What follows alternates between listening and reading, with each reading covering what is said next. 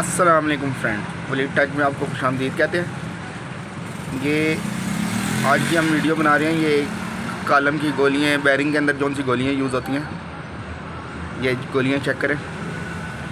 دیکھی ہوں گی آپ نے، اکثر بیرنگ میں، کالم میں، سائیکل وغیرہ میں بھی یوز ہوتی تھی پہلے۔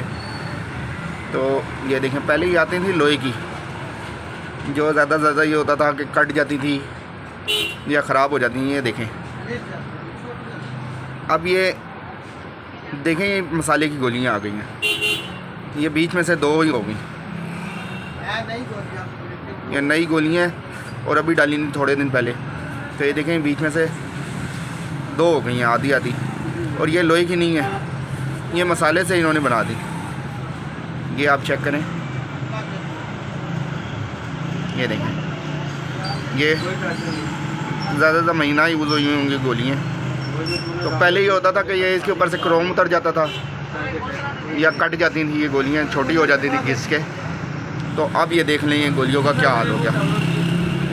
یہ دیکھیں، یہ اب مسالے کی گولیاں آ گئیں، پہلے یہ لوہے کی ہوتی تھی تو بہت ٹائم نکالتی تھی یہ۔ اب اس لیے یہ کالم وغیرہ جو سا ہے، یہ بیرنگ وغیرہ جلدی خراب ہو جاتے ہیں ان گولیوں کی وجہ سے۔ تو کوشش کریں اچھی کوالٹی کی چیز یوز کیا کریں۔